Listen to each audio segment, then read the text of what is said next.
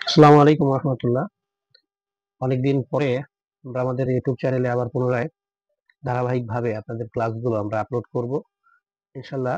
আশা করি এই ক্লাসগুলো যারা জেএসসি, এসএসসি এবং এইচএসসি পরীক্ষার্থী আছেন তাদের জন্য অত্যন্ত সহায়ক হবে।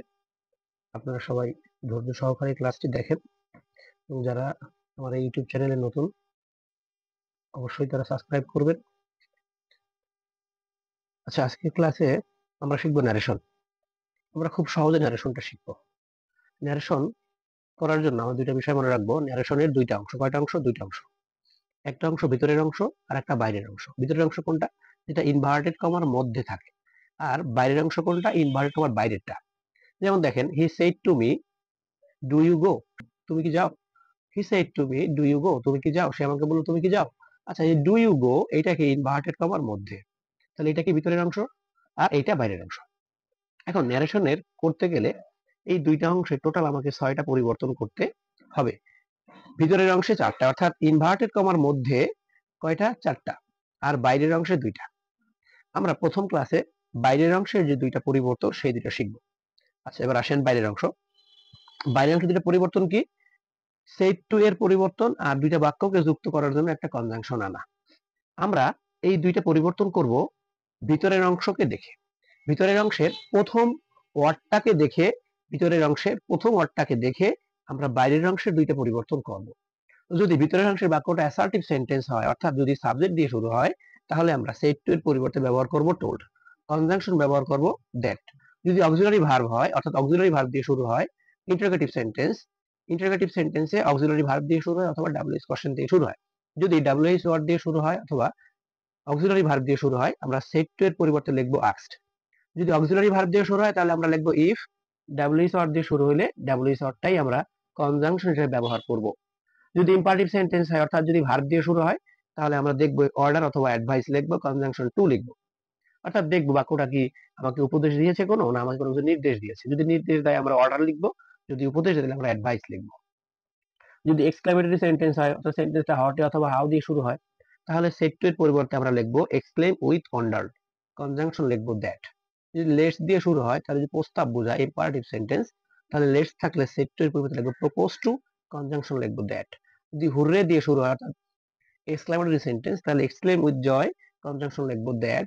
যদি এলাস দিয়ে শুরু হয়, তাহলে এক্সক্লেম উইথ সরো, কনজাংশন লিখবো দ্যাট। ইয়েস নো যদি থাকে, ইয়েস অথবা নো যে কোনো একটা, তাহলে ইয়েস থাকলে reply in the affirmative, no থাকলে reply in the negative. Sir থাকলে প্রথমে আমরা রেসপেক্টফুলি লিখবো, এরপর স্যারের পরের যে বাক্যটা থাকবে সেই বাক্যটা দেখে আমরা সেই টু এর চেঞ্জ করব। যদি মে দিয়ে শুরু হয়, আমরা উইশ লিখবো সেই টু এর পরিবর্তে এবং কনজাংশন দ্যাট লিখবো। এবার চলেন আমরা যা বললাম সেটা আমরা একটু অনুশীলন করে দেখি মূলত আমি কি তোমাদের শেখাতে চেয়েছি। যেমন দেখেন, এখানে একটা সেন্টেন্স যদি এরকম হয়, she said, sorry, he said to me, he said to me, সে আমাকে বলল, she is hungry, সে আমাকে বলল কি সে ক্ষুধার্ত। তো ভিতরের অংশের বাক্যটা কি দিয়ে শুরু হয়েছে? সাবজেক্ট দিয়ে শুরু হয়েছে, তাহলে আমরা said এর পরিবর্তে কি লিখবো? told। আর এই যে ইনভার্টেড কমা কমা উঠানোর জন্য আমরা ইউজ করব দ্যাট। কারণ কি, যে ন্যারেশনে আমরা যখন ডিরেক্ট থেকে ইনডিরেক্ট করি তখন আমাকে এই ইনভার্টেড কমা রাখা যাবে না। তাহলে কি হয়ে যাবে? She told me that. বাইরের অংশের চেঞ্জটা হয়ে গেল। যদি এরকম হয়, I said to him, I said to হিম, আমি তাকে বললাম, আমি তাকে বললাম, আর ইউ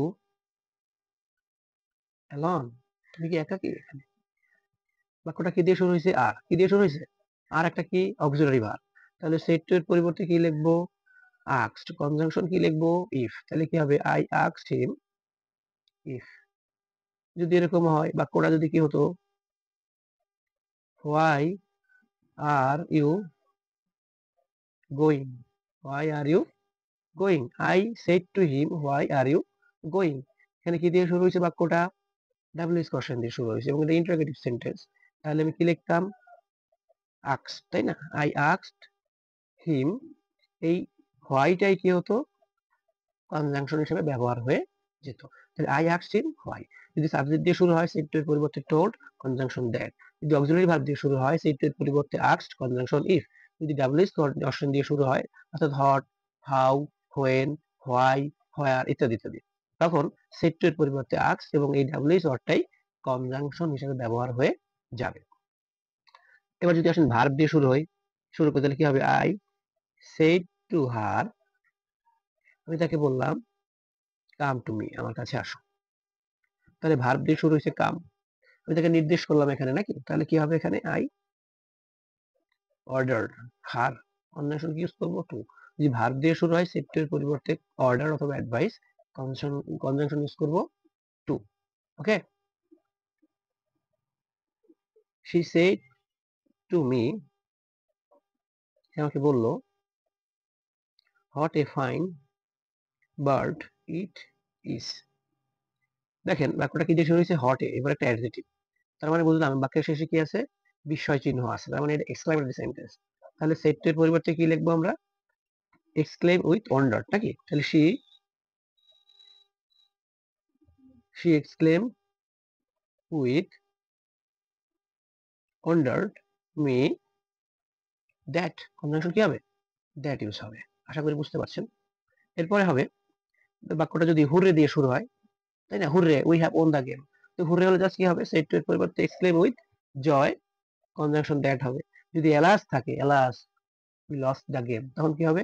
এক্সক্লেম উইথ, এখানে কি হবে তাহলে? সরো। ওকে, এক্সক্লেম উইথ সরো ইউজ করবো আমরা।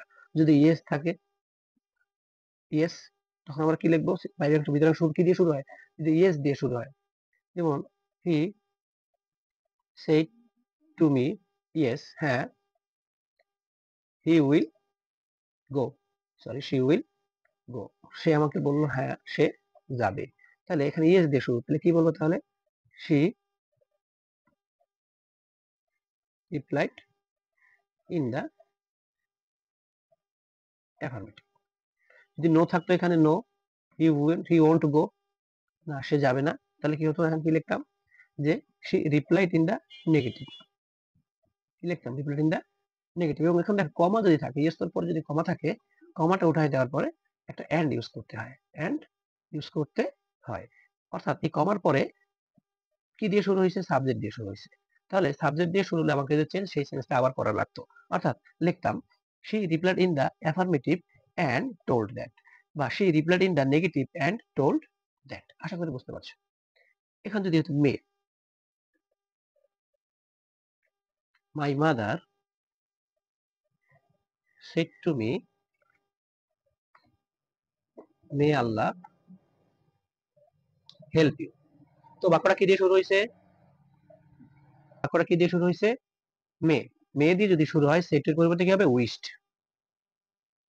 তাহলে কি হবে? My mother wished me that. অর্থাৎ আমরা যা বুঝলাম, বাইরের অংশের দুইটা পরিবর্তন আমরা করব কি দেখে? বাইরের অংশের দুইটা পরিবর্তন আমরা করব ভিতরের অংশের, অর্থাৎ ইনভার্টেড কমার মধ্যের প্রথম শব্দটাকে দেখে। আশা করি বুঝতে পেরেছেন। আমরা পরবর্তী ক্লাসে ভিতরের অংশের যে চারটা পরিবর্তন সেই নিয়ে আলোচনা করব। আসসালামু আলাইকুম ওয়া রাহমাতুল্লাহি ওয়া বারাকাতুহু।